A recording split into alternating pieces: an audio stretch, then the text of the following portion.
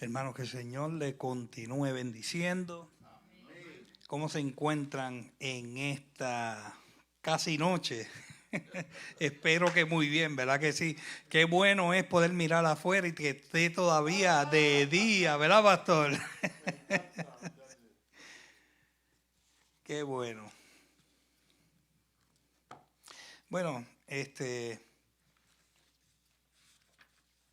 la semana pasada pudimos ir a hacer, por la gracia de Dios, 2 puntos. Pudimos hacer el punto número 6 que es la transfiguración, y el punto número 7, la pregunta en cuanto a Elías. Pues sin más preámbulos vamos a entrar en materia, vamos a entrar en el repaso de la transfiguración. Amén. La transfiguración, Mateo 17, del 1 al 8.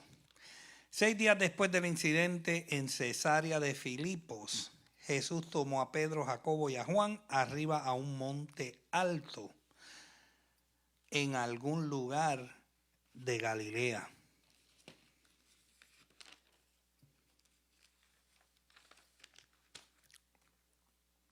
Cuando Lucas dice que la transfiguración tuvo lugar como 8 días después, Lucas capítulo 9, versículo 28, evidentemente incluye los días terminales, además los días de entremedio.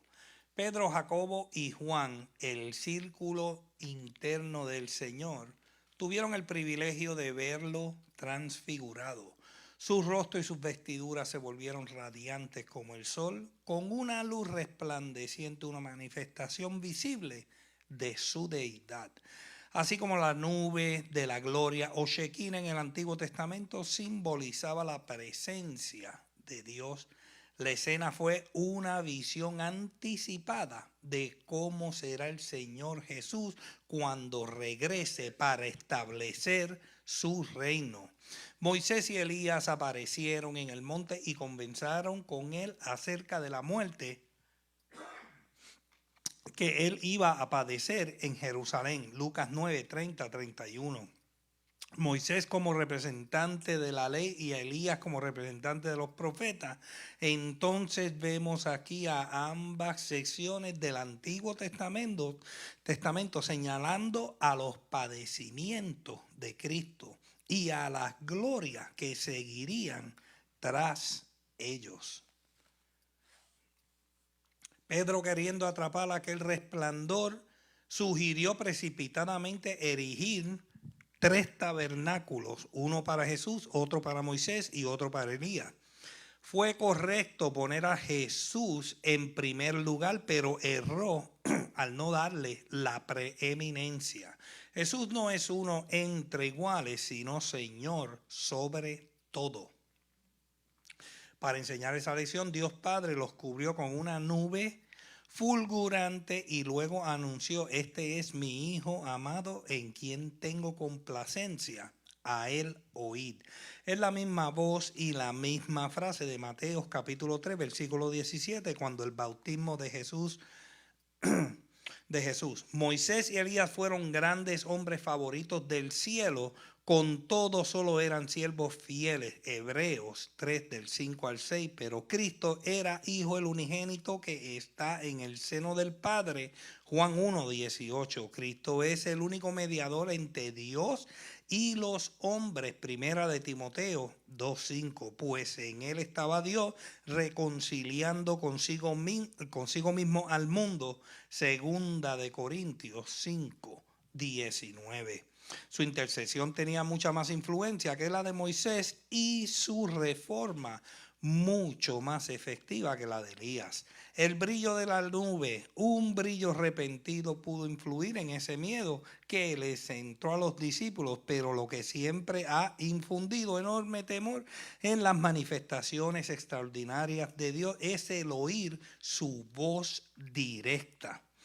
Al requerir o revelar algo muy grande desde su gloria llena de majestad imponente. Es un beneficio para nosotros el que Dios nos hable por medio de hombres como nosotros, pues así su palabra no nos infunde terror. Éxodo 20, 19.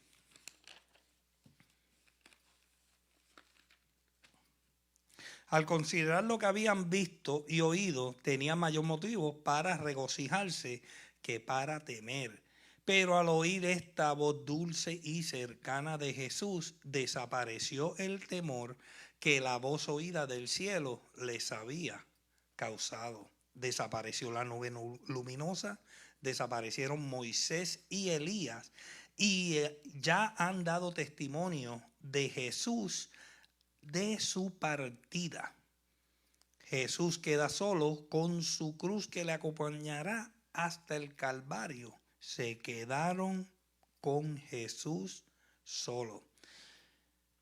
Número 7, la pregunta en cuanto a Elías. Mientras descendían del monte, Jesús mandó a sus discípulos que callasen acerca de lo que habían visto hasta que él hubiese resucitado de los muertos.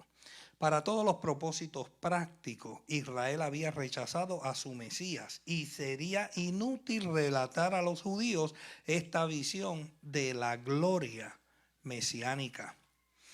Los discípulos acababan de ver un anticipo de la venida de Cristo en poder y gloria, pero su precursor no había aparecido. Malaquías había profetizado que Elías debía venir antes del advenimiento del Mesías, Malaquías 4, 5 y 6.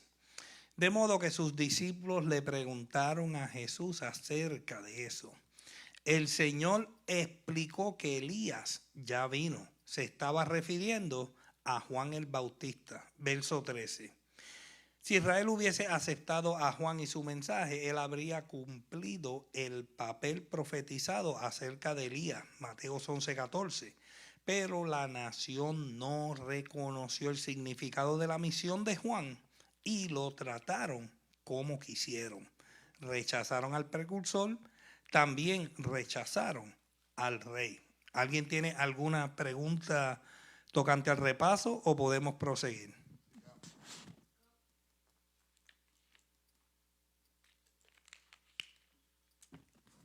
La lectura se encuentra en el libro de Mateo, capítulo 17, del versículo 14 al 21. Si el pastor lo tiene, lo puede leer. Vamos a ir a Mateo 17. ¿Desde qué versículo? Del 14 al 21. 14 al 21 lo tengo aquí. Dice, cuando llegaron al gentío, vino a Mateo 17, desde el verso 14.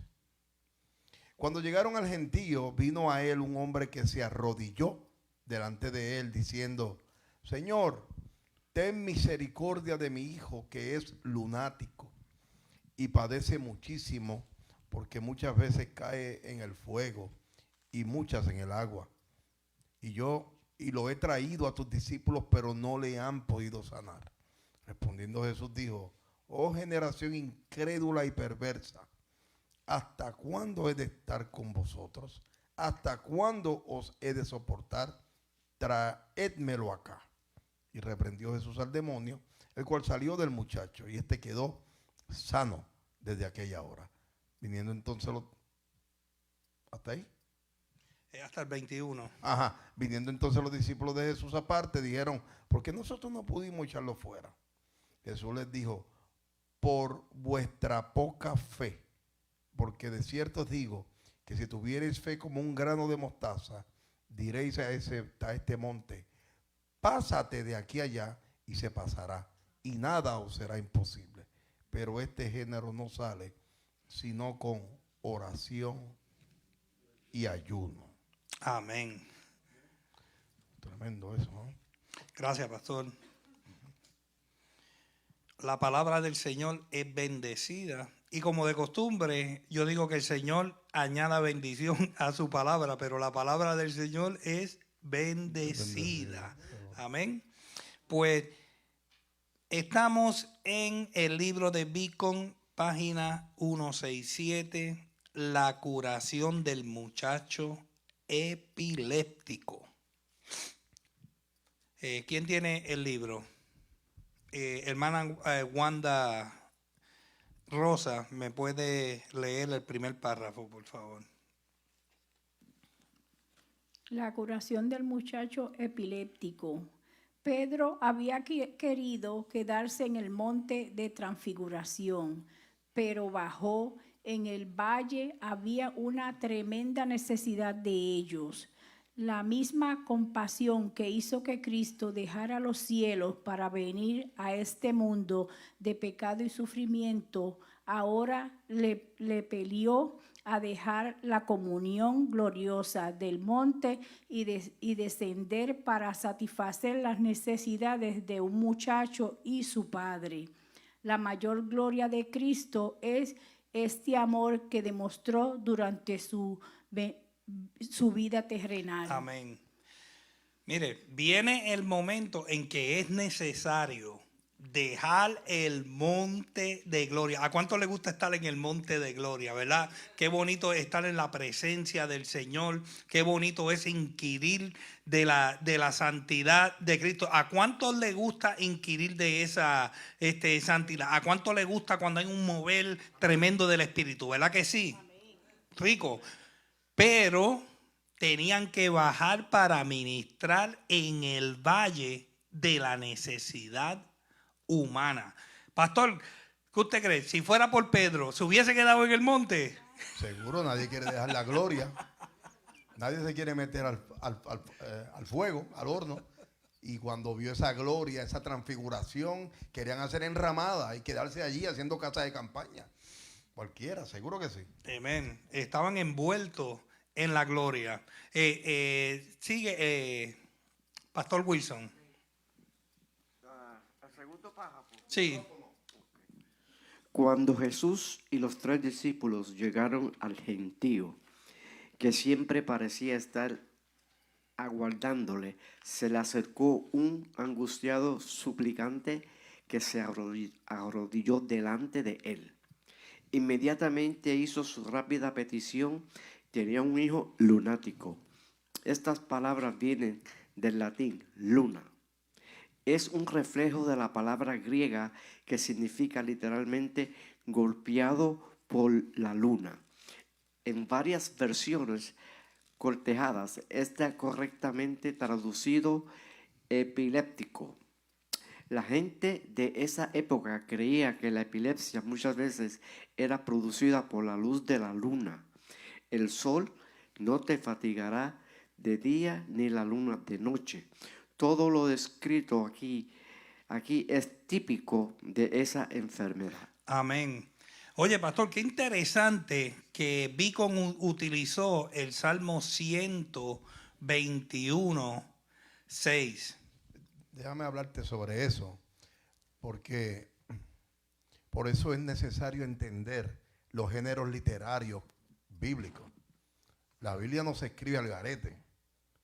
O sea, este libro tiene géneros literarios que son importantes y cada verso, por eso yo les digo a la gente, que la gente a veces dice, yo soy nuevo testamentario. La palabra completa, siempre uno va a encontrar revelación en alguna parte. Hay mucha historia, es verdad, hay mucha historia, pero la mayoría de esos salmos son proféticos. Mira esto, el sol no te fatigará de día, ni la luna de noche. Cuando yo leí eso, jamás pensé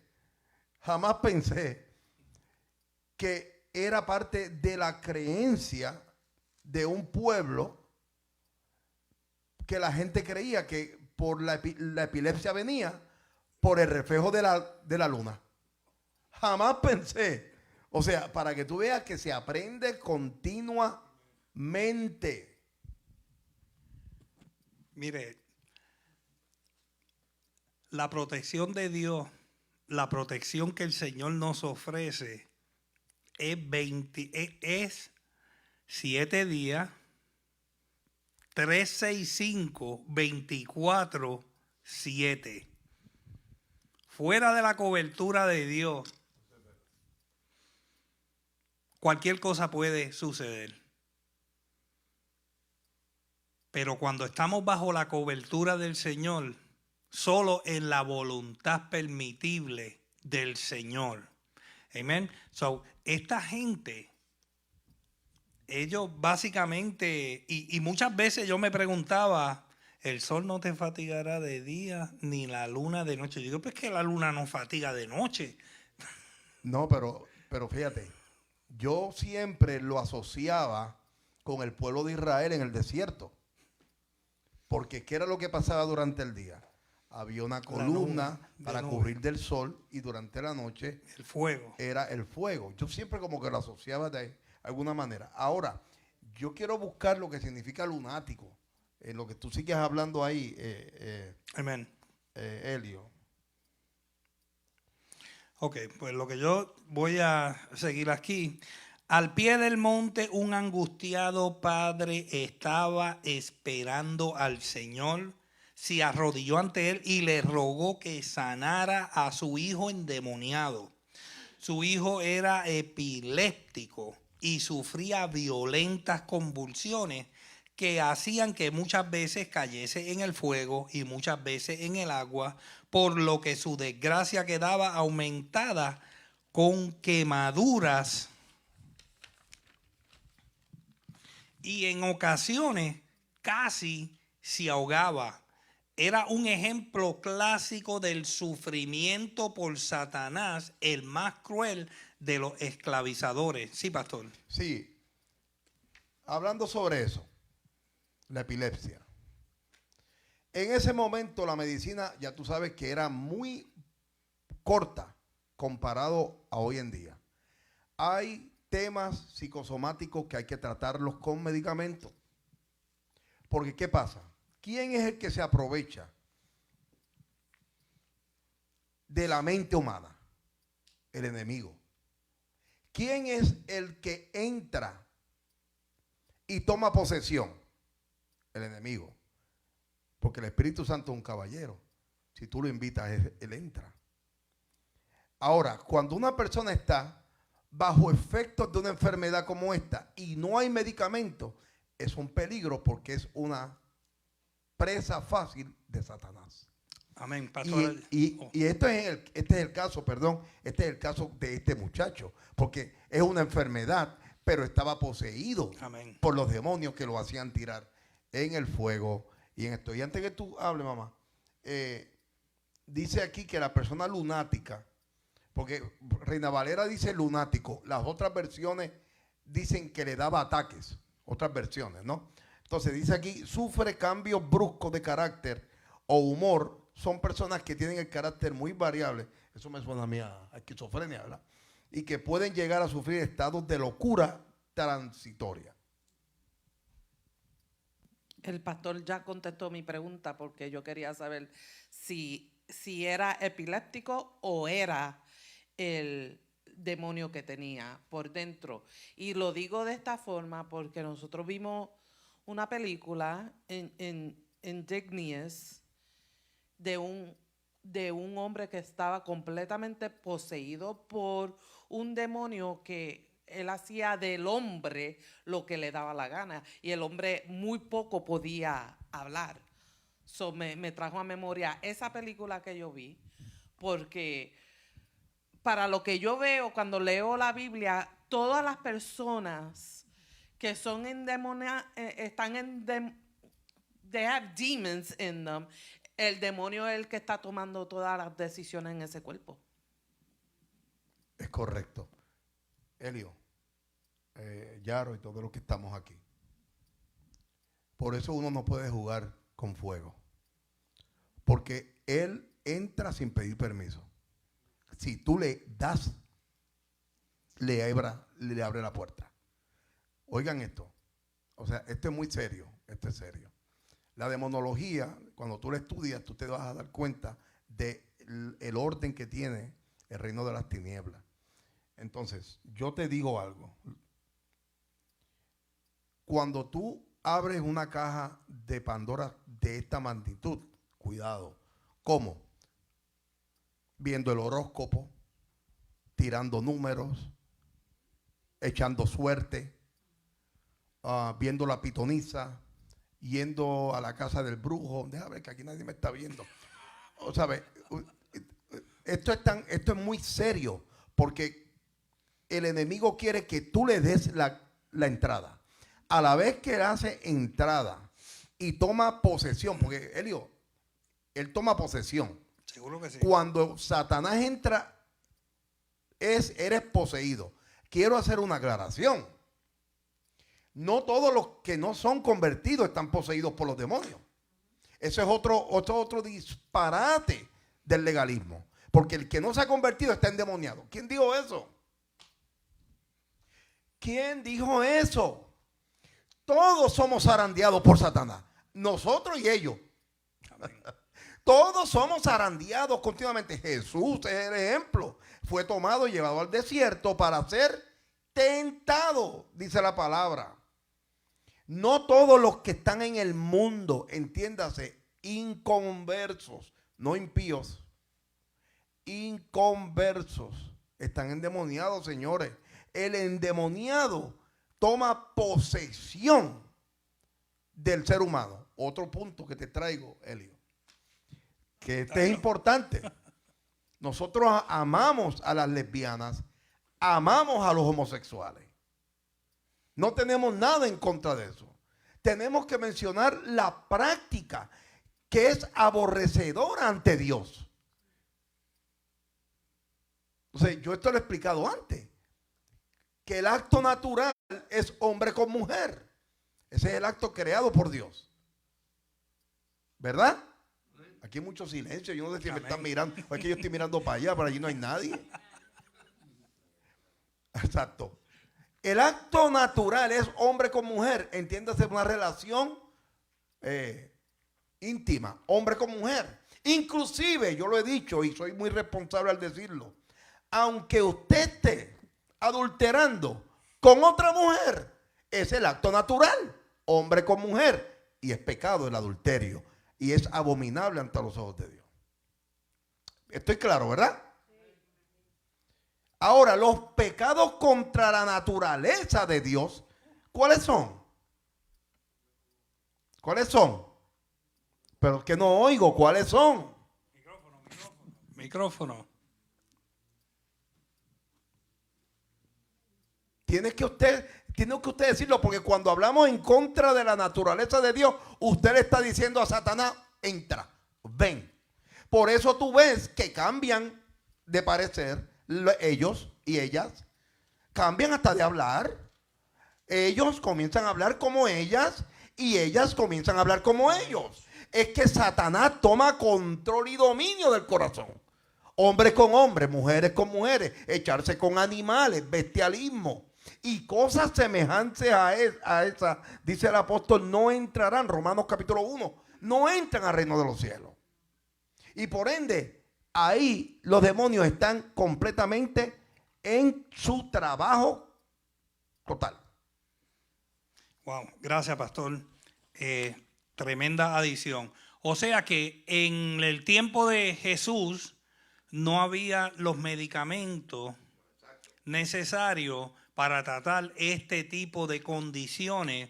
Por ende, pues, básicamente los determinaban que estaban lunáticos y por supuesto que estaban endemoniados, porque el pastor lo acaba de explicar, porque cuando hay un imbalance, un desbalance químico, ¿ok? Por eso vienen los medicamentos, porque cuando hay un desbalance químico, pues entonces hace falta el medicamento. Y acuérdese que la ciencia, ¿a quién Dios se la dio? Dios se la dio al hombre, pero todo fue creado por él y para él.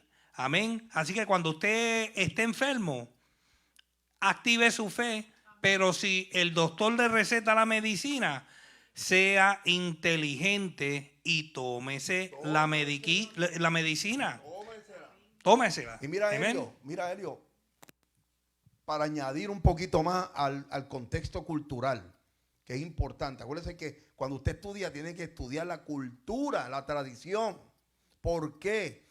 Todas las enfermedades, según la ley, según la ley de Moisés, las 613 leyes, eran espíritus inmundos. Eran espíritus inmundos. O sea que en otras palabras, tú eras leproso y tú estabas endemoniada. Estabas endemoniado. Tú tenías flujo de sangre, tenías 15,000 demonios más. Tú tenías lepra, tenías 30,000 demonios más. O sea, todos estaban endemoniados. Según la ley de Moisés. En este caso, este niño, verdaderamente el enemigo había tenido posesión de ella. Quiero hacer una aclaración para alguien que está en línea. Quiero que Carmen Bella, ¿qué es pitonisa? Pitonisa es alguien que adivina, una adivinadora. Y según la historia, es la pitonisa, según la historia, era sacerdotisa de Apolo, uno de los dioses de la mitología griega. Amén. Manaime, ¿usted quería decir algo? Amén. En la universidad yo estudié psicología y cuando vamos a la Biblia, en Mateo, cuando muchos endemoniados iban de Jesús, eran enfermedades que hoy en día conocemos como bipolaridad, esquizofrenia, como muchas cosas. Y entonces yo he entendido que mayormente las personas que están enfermas con ciertas cosas son atados por demonios. No todas, pero muchas, porque Mateo, cuando leemos Mateo, se revela. Y cuando uno estudia psicología, se conectan. Yo quiero añadir a eso, porque ya Amy abrió aquí otro puente, ¿no? Que es muy importante mencionar. Por eso la palabra nos dice que llevemos cautivo nuestro pensamiento a la obediencia a Cristo. Y que derribemos todo altivez y todo argumento y que tenemos que adoptar la mente de Cristo. ¿Por qué? Porque nuestra lucha no es contra mi hermano ni contra mi hermana. Es contra principados y potestades que están en las regiones celestes. ¿Y a dónde viene el ataque? A la mente, al corazón. Ok. ¿Qué pasa? Que uno de los problemas que hoy mismo estamos viendo, que el enemigo toma control, es los problemas psicosomáticos, los problemas emocionales. ¿Por qué se enferma el cuerpo? ¿Cuáles son las 5 vías de crecimiento? Que ya la hemos hablado bastante. La intelectual, la emocional, la espiritual, la física y la material. Son 5 áreas de crecimiento desde que tú naces hasta que nos vamos. ¿Ok? Esas 5 áreas. Si el área emocional se afecta, el enemigo perspicaz comienza a actuar en el área emocional. Y puede ser que no esté poseído, pero está siendo atacado fuertemente. Y ahí es donde nosotros tenemos que refugiarnos. ¿En dónde? En la palabra. En la palabra.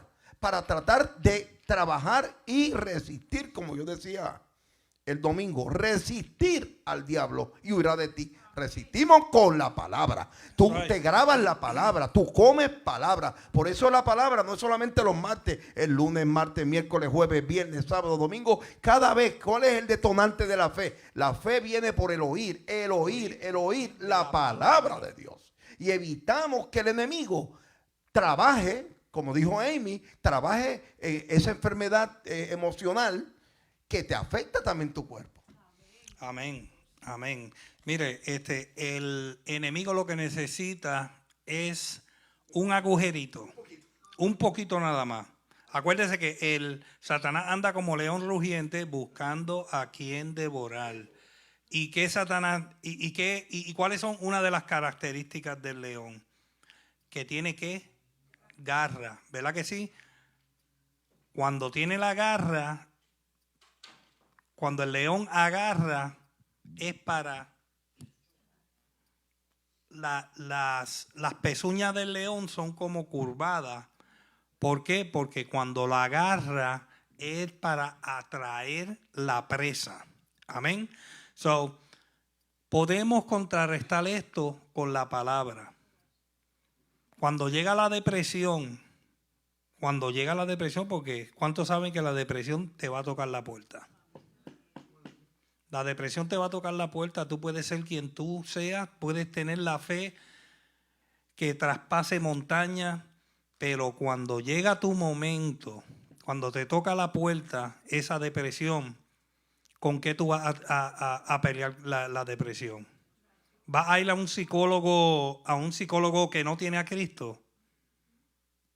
No, porque él nada más te va a hablar de lo material. ¿Ok?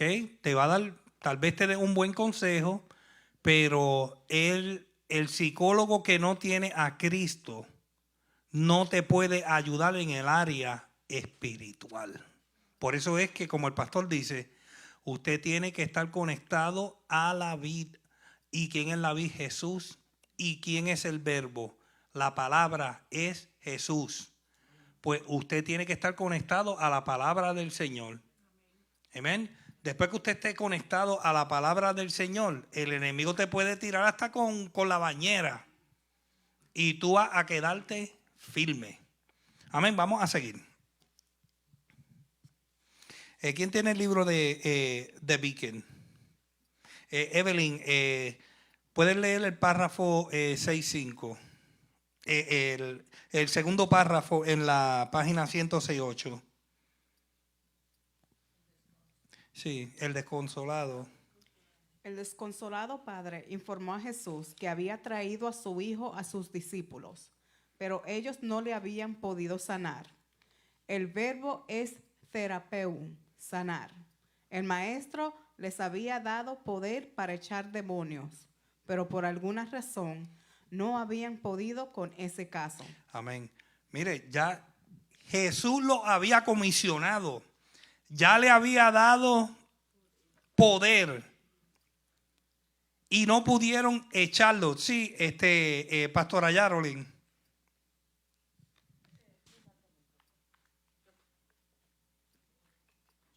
Yo creo, ¿verdad? Que el problema que había ahí es que uno de los 3 de los más fuertes discípulos no estaban en ese lugar cuando esta cosa sucedió. Es correcto.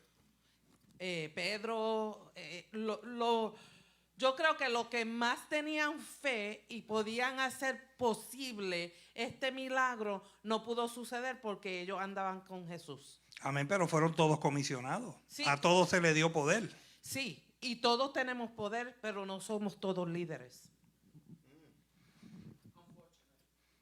Ok, el padre había ido a buscar a los discípulos para pedir ayuda, solo para descubrir que vana es la ayuda del hombre. Se habían visto impotentes para sanar. Mire esta observación.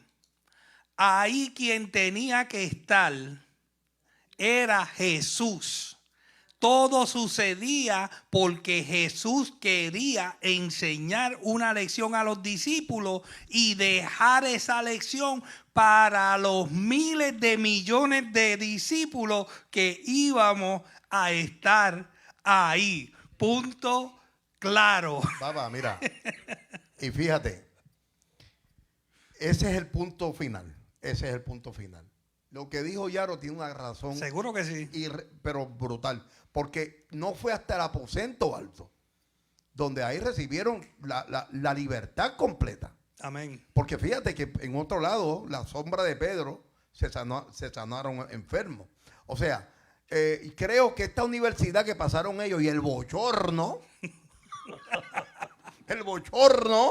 tú andas con Jesús, tú debes tener el mismo poder, porque Él les dio poder. Pero creo que toda esta escuela era necesaria para que la gloria de Dios a través de su Hijo se glorificara. Amén. En ese momento. Eso es todo. Eso es todo. Eso es todo. Amén. Sigue Evelyn, tremendo pastor.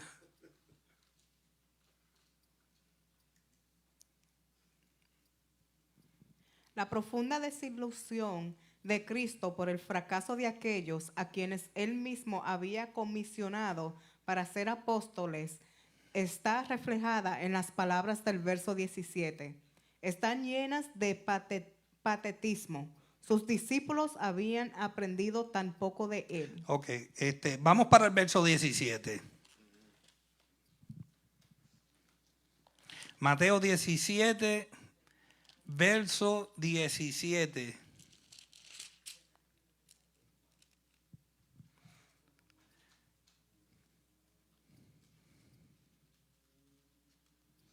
Respondiendo Jesús dijo: oh generación incrédula y perversa, ¿hasta cuándo he de estar con vosotros? ¿hasta cuándo os he de soportar? Tráedmelo acá. Wow.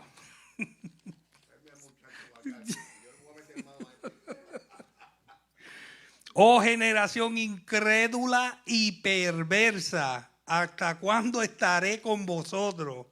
¿Hasta cuándo os haré de soportar? Estas palabras se dirigen a los discípulos. No tenían fe para sanar a aquel epiléptico, pero a este respecto era una muestra representativa del pueblo judío que aquel tiempo eran incrédulos y perversos. O sea, Jesucristo está reprendiendo a los discípulos por la falta de fe. Pero aún reprendiendo a los discípulos era una reprensión a su propio pueblo. Mire, y estamos hoy en el 2024 y ellos no quieren que tú ni le menciones a Jesús. Es más, en mi trabajo se ríen cuando yo le menciono, me dicen, come on, that's fantasy. Sí, pastora. Yo tengo una pregunta, curiosidad, ¿verdad? Sí. ¿No sería que ellos estaban tratando de ayudar a este joven y no podían porque no usaron el nombre de Jesús como sucedió más tarde cuando la iglesia comenzó, que el demonio que le dio las pelas a los dos y los mandó en nudo porque lo quisieron hacer con su propia fuerza? Sí. La Biblia no lo registra, no lo registra, pero no se puede descartar tampoco. No se puede descartar. Lo que sí Jesús reprendió a los discípulos por la falta de fe. La falta de fe. Acuérdense que todo lo que Jesús hacía, por ejemplo, Lázaro, cuando Lázaro murió, ¿qué sucedió? Jesús dijo, esto es para que el Hijo del Hombre sea glorificado. Amén. Siempre cuando Jesús permitía algo, era para glorificar Amén. a su Padre y glorificarse a Él delante del Padre. Sí. ¿Quién va a hablar? ¿Tiene micrófono? ¿Te puede explicar? Porque yo he escuchado como la historia que los judíos en ese tiempo tenían unas reglas, un belief, que después de 3 días, fue específico porque Jesús resucitó a Lázaro al 3er día. No, ya Lázaro llevaba 4 días. 4 días, perdón. Porque los judíos pensaban algo al 4º día, como que no era, I don't know. Bueno, lo que sucedía es que Jesús es el Señor del sábado. Jesús vino a cumplir la ley. Jesús es la ley. Jesús es encima de la ley. Eso es todo. Jesús es por encima de la ley. Amén. Y Jesús cumplió la ley en su totalidad. Él la cumplió. La cumplió. Y para añadir a eso, los judíos tenían un concepto de que los 3 días ya el sello romano era puesto para evitar que se abriera una tumba, ¿verdad? Número 1. Número 2, ya el cuerpo llevaba 4 días. Por ende, el revolú que se buscó Jesús y Lázaro, eso fue tremendo porque Herodes mandó a buscar a Lázaro. Estaban buscando a Lázaro para apresarlo y a Jesús por lo que había hecho. Porque ellos pensaron que era brujería o que se habían robado el cadáver y nada. Había testimonios de que dijeron, él lo resucitó. Y por ende, eso es una violación al sello romano. ¿Ves? Y hay una parte que no me recuerdo y estoy loco aquí buscándolo y Google no me está ayudando hoy. Es que Jesús le dice a los discípulos, si lo están haciendo en el nombre mío, déjalo que lo reprendan. Amén. ¿Te Seguro acuerdas? que sí. ¿Alguien me puede decir dónde estamos? Sí, eso fue lo que la pastora Yareli Perdón. dijo. Sí. Pues sí, también tenía que ver con las enfermedades también. Amén. Porque en la ley tú no podías tocar un cadáver y si tocabas el cadáver eras declarado impuro y tenías que estar aparte, tenías que lavarte. Todo esto tiene que ver por el cumplimiento de la ley y también por enfermedades, para evitar enfermedades. Elio, para el consumo de Amy y todos los que estamos aquí, inclusive yo he aprendido tanto con la Biblia en un año.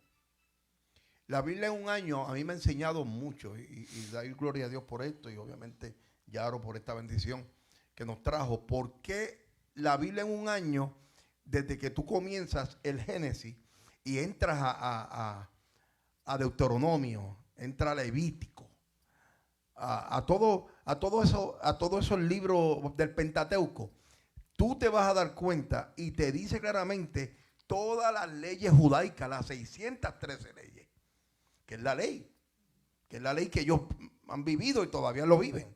Y ahí te vas a dar cuenta de todos los detalles, todo en blanco y negro y arroz y habichuela. Muy bueno que lo pudiéramos estudiar en algún momento.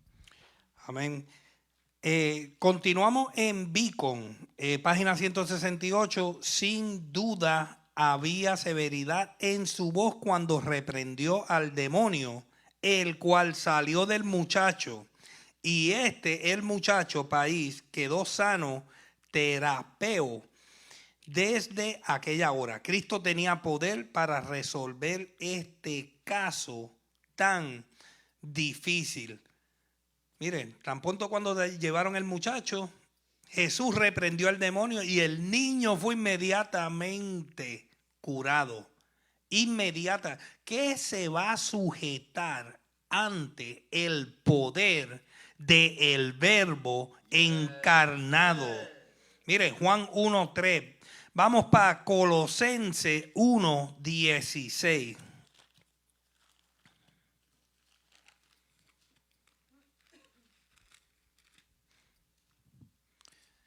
Colosenses 1:16.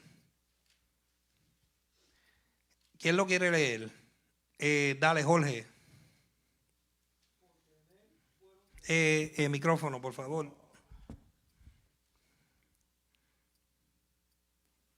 Porque en él fueron creados todas las cosas, las que hay en los cielos y las que hay en la tierra, visible e invisible, sean tronos, sean dominios, sean principados,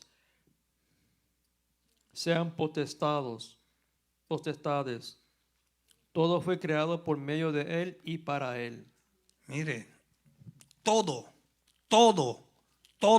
El diablo tiene que rendirse ante el señorío y ante el poderío ¿de quién? De Jesucristo. Así que usted no le tiene que tener miedo al diablo, porque el que está dentro de usted es más grande. Por eso es que cuando Jesús habló con autoridad y poder, Él no estuvo ahí gritando y brincando y zapateando. Él lo que dijo fue la palabra. La palabra. ¡Pam! Y el demonio tuvo que obedecer. Añadiendo, Elio, encontré el verso. Marcos capítulo 9, versículo 38. Dice, Juan le respondió diciendo, Maestro, hemos visto a uno que en tu nombre echaba fuera demonios. Pero él no nos sigue y se lo prohibimos porque no nos seguía. Pero Jesús dijo, no se lo prohíban, porque ninguno hay que haga milagro en mi nombre que luego pueda decir mal de mí. Aleluya. En otras palabras, si estás usando mi nombre, tú no vas a hablar mal de mí, porque va a haber poder en este nombre que es sobre todo nombre, al cual toda rodilla ha de doblarse en el nombre del Aleluya. Señor. Aleluya. Tremendo. Y todavía no había venido el advenimiento del Espíritu Santo. Para que sepan. Imagínate, si ellos tenían poder y autoridad, ¿qué poder y autoridad tiene usted y tenemos nosotros ahora? Que somos sellados con el sello del Espíritu Santo. Alabado sea Dios. Hermana Marvin, siga la lectura de Vico. No es de extrañarse que los discípulos. Estamos en la página 168.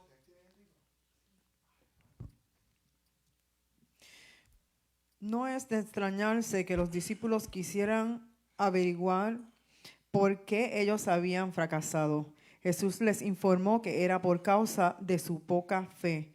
Si ellos tuvieran fe como un grano de mostaza, comentario sobre Mateo 13, 31, 32, podrían mandar a un monte que se moviera y este lo haría.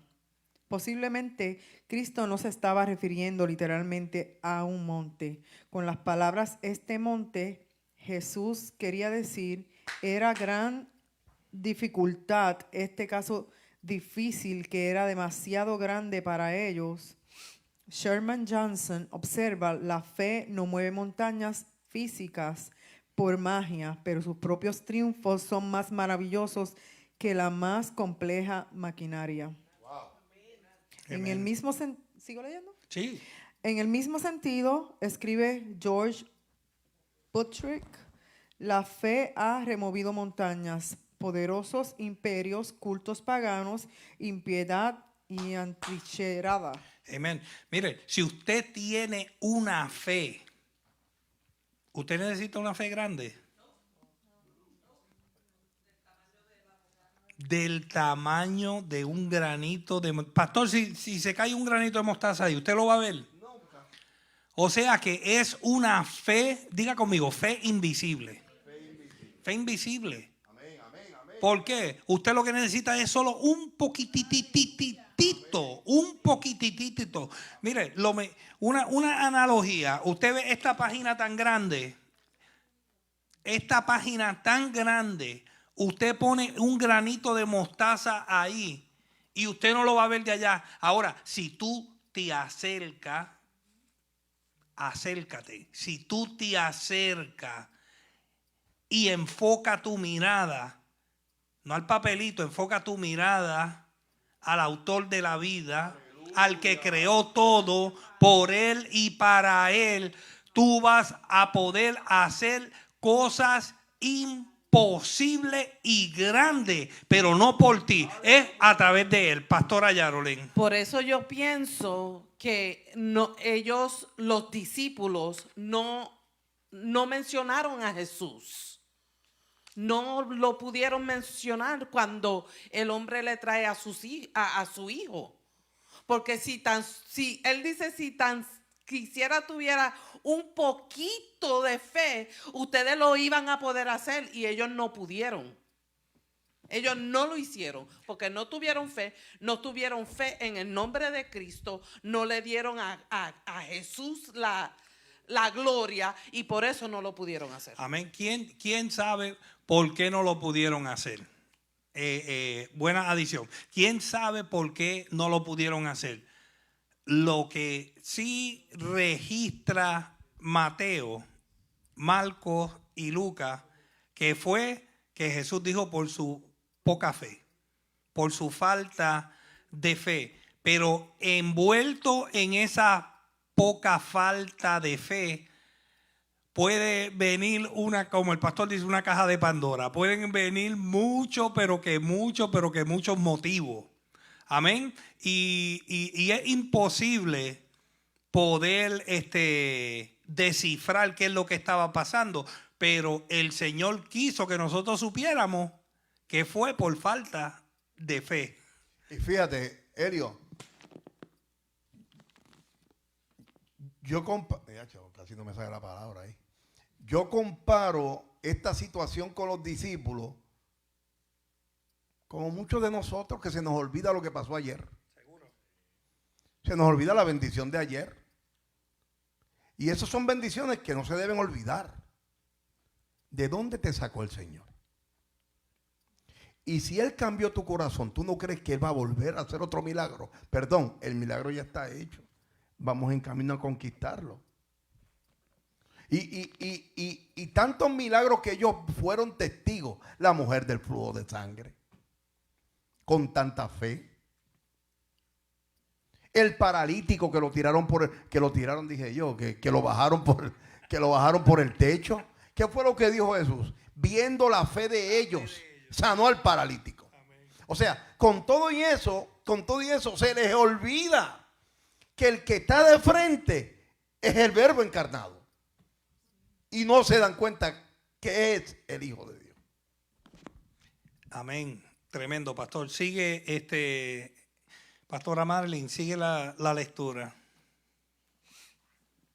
El versículo 20 llega a su cernir con la asombrosa declaración: y nada os será imposible. ¿Cómo puede ser tal cosa? La respuesta es por la fe. Marcos, cuya descripción de este caso de sanidad, como de costumbre, es mucho más vivida que las de Mateo o Lucas, informa que Jesús dijo al padre del muchacho: al que cree, todo le es posible. Amén. Sigue. Así es, porque Dios es todopoderoso y la fe trae la omnipotencia divina a obrar sobre los problemas humanos. Amén. Hasta ahí. Gracias, Pastora Marlene. Perplejos ante la impotencia que habían manifestado los discípulos, pidieron en privado una explicación a Jesús. Su respuesta fue directa: falta de fe. Si hubiesen tenido fe del tamaño de un grano de mostaza, la más pequeña de las semillas, podrían mandar a un monte que se arrojaría al mar y sucedería. Naturalmente, se debería comprender que la verdadera fe ha de basarse en un mandamiento o promesa de Dios. Esperar llevar a cabo alguna hazaña espectacular para gratificar un capricho personal no es fe, sino que es presunción.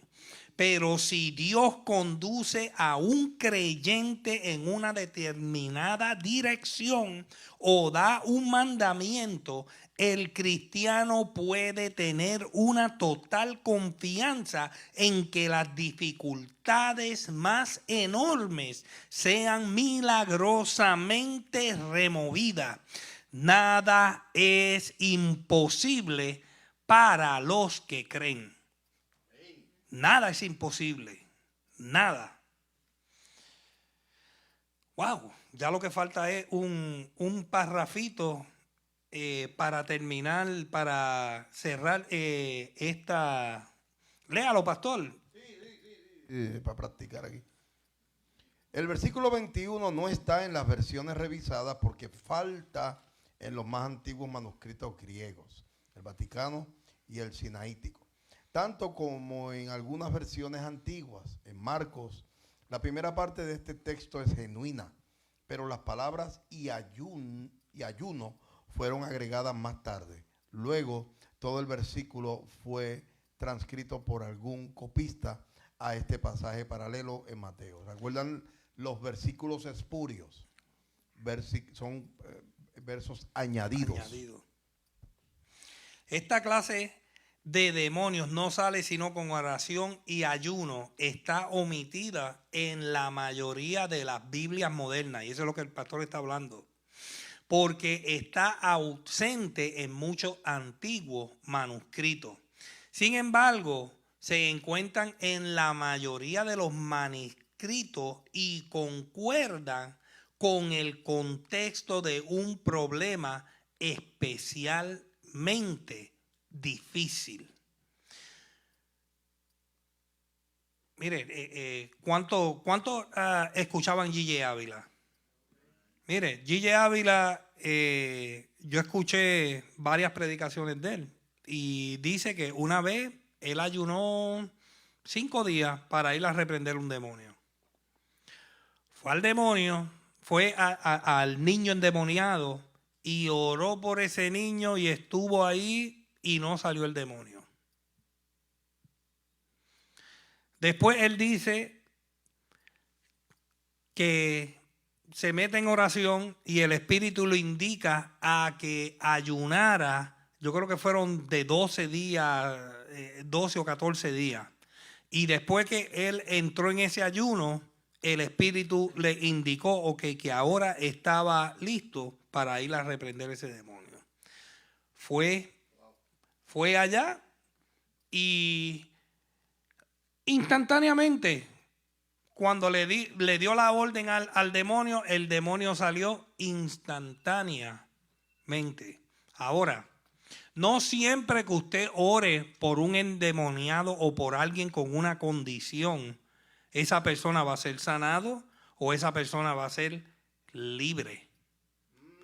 Amén. No todo el tiempo. ¿Por qué? Porque no es la voluntad de Elliot, no es la voluntad de Wilson, no es la voluntad de Marilyn, de Luis, de la pastora Yarolyn, del pastor Luis. Es de acuerdo a la voluntad de Dios, del Señor. Amén. ¿Puedo añadir una cosita? Sí. Eso es una parte importante. Es una parte importante que usted entienda que tiene que haber, por eso tenemos que tener comunión con nuestro Creador, con nuestro Dios. Si no hay comunión, por eso y usted me lo ha escuchado ahí 20 veces. ¿Sabe? Nada vale que usted pida oración si usted no pone de su parte. No hay amenes aquí. Pues tú puedes pedir la oración que sea. Y tú no estás poniendo de tu parte, hay un grave problema. Es como aquel que hemos pasado por problemas de adicción a las drogas. Si el adicto a drogas, por más que tú quieras orar, hermano, y tú mandes a Puerto Rico entero a orar por ese caso, si la persona no quiere salir de ahí, no va para parte. No va para ningún lado. Pastor, porque usted lo acaba de decir, usted lo dijo anteriormente, que el Espíritu Santo es un caballero. Seguro. Mire, y fíjate, yo tuve el caso, yo creo que lo conté una vez, de un individuo que llevamos aquí a un pastor. Yo era de los que creía, mano. O sea, es que uno aprende por el camino tanto. Yo era de los que creía que había que buscar un profeta, que había que buscar a alguien que le pusiera un galón de aceite de carro por encima. Yo creía todo eso. Yo creía que había que poner pañitos ungidos. Hermano, nosotros los evangélicos hemos creado un espiritismo sobre situaciones que Él te ha dado poder y autoridad. Él te ha dado poder y autoridad. Llevamos a este muchacho allá y el pastor le dijo, repite conmigo estas palabras: Señor, quiero que me des odio. Odio, la palabra que utilizó fue odio, fíjate. Quiero odiar la heroína, la droga. Y él dijo, no, espérate, pastor, no. Dame un break, hermano. Delante de Dios, yo lo vi. Esto, ¿verdad, Beba? Yo te lo conté cuando llegué a casa. De este charlatán, porque es un charlatán. Me dijo, no, espérate, dame un break más, todavía no estoy listo. Delante de Dios te lo estoy diciendo. Y el hombre ya iba para meterle mano, tú sabes. Y estas son las cosas que pasan. La palabra nos dice claramente, apártese de toda iniquidad. Yo lo leí ahorita. Ahí la palabra nos dice, el Espíritu Santo te va a apartar.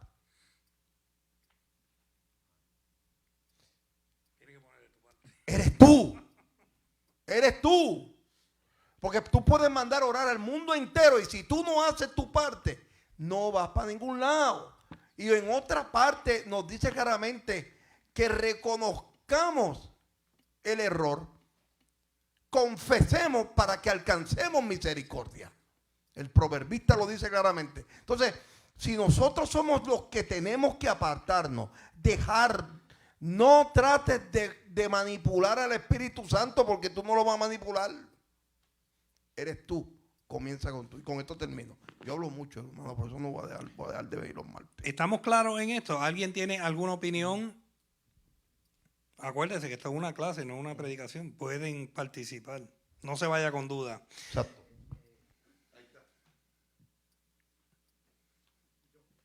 Si yo estoy bien de acuerdo con Yaroli, porque si yo voy a orar por una persona y yo no oro en el nombre de Jesús, es como que algo está faltando. En el caso de este muchacho que tiene este problema, Dios le había dado el poder y le había dado la autoridad para que, ¿verdad? Pero ellos en ningún momento mencionaron a Jesús. Eso que yo creo que es una enseñanza para nosotros. No sé, corríjame si estoy erróneo, pero como que it makes sense. Ok. Sí tiene mucho sentido, pero queremos basarnos en lo que dice la Escritura. La Escritura dice que fue por falta de fe, pero sí yo no descarto que en esa caja de Pandora pudieron pasar muchas cosas. Quién sabe si también ellos querían ver a echársela de quién era el que tenía más poder. ¿Entiendes? Porque en la humanidad acuérdese que esto es algo nuevo para ellos. Ellos están experimentando este poder grandioso del Espíritu Santo y ellos no sabían en sí qué hacer. Acuérdese que cuando ellos regresaron para atrás, ellos llegaron llenándose la boca de lo que hacía. ¿Y qué fue lo que Jesús le dijo? Regocíjense de que su nombre esté escrito en el libro de la vida. Amén. So, sí, puede ser que ellos no lo hicieron, no lo dijeron en el nombre de Jesús, o puede ser que como la analogía que yo acabo de decir, que tal vez ellos estaban buscando para vanagloriarse o gloriarse a ver quién era que podía reprenderlo. Échate para allá, yo tengo el poder, ¿entiendes? Mire, le voy a dar una anécdota de 30 segundos. Cuando nosotros estábamos en Los Póconos, nosotros hacíamos muchos retiros y invitábamos a otra iglesia para que compartieran con nosotros. Y entra un señor por la puerta y dice, aquí llegó la unción porque yo traje la unción.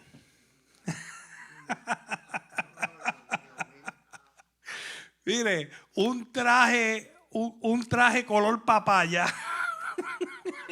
Una corbata de los 70 así de gorda y una Biblia más grande que la mía y después un chaparrito así. Y yo lo miro y le digo, aquí la unción es de Dios y aquí se hace lo que Dios quiere y la voluntad de Dios. Usted no puede decir que usted trajo la unción, no diga eso. Y él, no, porque aquí nosotros somos los ungidos. Y yo, ok. ¿Usted cree que cogió parte? No cogió parte porque estaba fuera de orden. So, estoy dando este ejemplo porque tal vez había un tirijala entre los discípulos y ese demonio se aprovechó. Seguro, porque si Juan en el capítulo 9 que leímos ahorita de Marcos le dice claramente, allá están haciendo cosas en tu nombre. Quiere decir que ellos entendían que es el nombre de Jesús, pero Él les dio poder y autoridad. Hablando sobre la unción, esa es una parte importante, Elio, tú traes cosas que me agitan. Porque qué bueno mencionarla. Ningún hombre puede dar unción a otro. Cuando tú veas a una persona, un pastor, un apostolete o un profetista o lo que sea, decir, tienen que tener mi unción, hermano, salga corriendo. Ningún hombre puede dar unción a nadie. Ah, no, porque es que acuérdate que Elías y Eliseo, hermano, no traiga texto para sacarlo fuera de contexto. No, si usted no sabe lo que hablar, no repita eso. Ningún hombre puede dar unción a nadie. Y yo lo he visto, y puedo mencionar nombre y apellido de estos tipos, los que se creen grandes, porque aquí el único grande es Cristo. Los que se creen grandes diciendo que tienen que tomar de la unción de Él. Y eso es una blasfemia en contra de nuestro Señor. Seguro que sí. Bueno, yo creo que tenemos tiempo para hacer el punto número 9. Que es bien cortitito. Es bien cortitito. Sí. ¿Quién quiere leer rapidito? Yo leo rápido. Ok, dale, pastor, léelo. Sí. Léelo entero. Aquí estamos. Dice aquí, Jesús predice 22 al 23. Dice, luego, cuando... Hay que leer la lectura bíblica primero. Vamos a Mateo. Mateo. Y después yo leo el otro, seguro. Luego, cuando volvieron a reunirse en Galilea, Jesús les dijo, el Hijo del Hombre será traicionado, y entregado en manos de sus enemigos. Lo matarán, pero al tercer día se levantará de los muertos. Y los discípulos se llenaron de un profundo dolor. Y dice aquí, los primeros anuncios de su inminente muerte fueron hechos por Jesús después de la confesión de Pedro en Cesarea de Filipo. Esta segunda vez fue declarado después de la siguiente gran crisis de su vida, la transfiguración. Después de la confesión y confirmación de su deidad y su misión de Mesías, Jesús aclaró a sus discípulos que su destino sobre la tierra no era el ocupar un trono, sino morir en una cruz. La primera predicción especificaba que Jesús sufriría muchas cosas de parte del Sanedrín en Jerusalén. La segunda añade su entrega, será entregado en manos de hombres. Las palabras en manos de hombres podrían incluir a Pilato tanto como a los líderes judíos. Ambas profecías mencionan la muerte y resurrección al tercer día. Aquí agrega Mateo que los discípulos se entristecieron en gran manera. Gracias, pastor. Una vez más advirtió a sus discípulos que sería muerto. Pero una vez más hay una palabra de vindicación y de victoria. Resucitará al tercer día. Si no les hubiese anunciado su muerte por adelantado, es indudable que habrían quedado desilusionados por tal suceso. Una muerte vergonzosa y cruel no era consecuente con sus expectativas tocante al Mesías. Tal como había de ser, se sintieron muy entristecidos al saber que los dejaría y que moriría. Oyeron la predicción de su pasión, pero parece que no asimilaron la promesa de resurrección. Mire, los discípulos no habían entendido, no lo habían entendido porque estaban todavía con la mentalidad. Mire, ustedes tienen que ver a Chosen.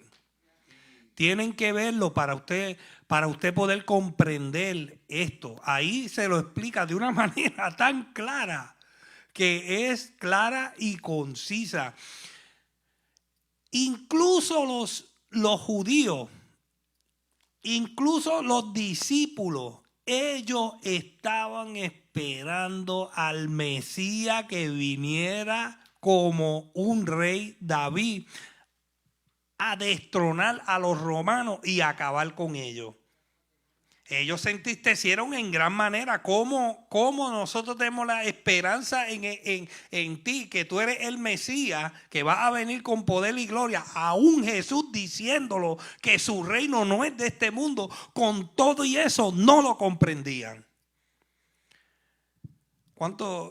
¿A cuántas personas, a cuántos familiares usted le ha tratado de explicar la escritura y explicarle el plan de salvación y explicarle, nene, alíñate por ahí, no camines por allá, quédate aquí, esto es todo, ¿verdad que sí? Y con todo y eso le entra por un oído y le sale por otro. Mire, ya los discípulos habían experimentado la gloria, habían experimentado la transfiguración, 3 de ellos.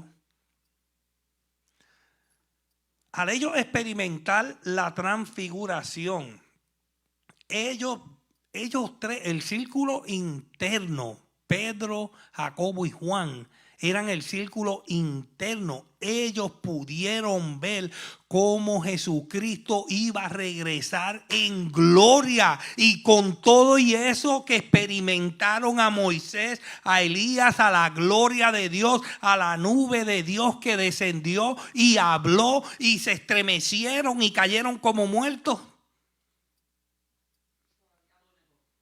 Todavía lo negó. y todavía estaban tristes.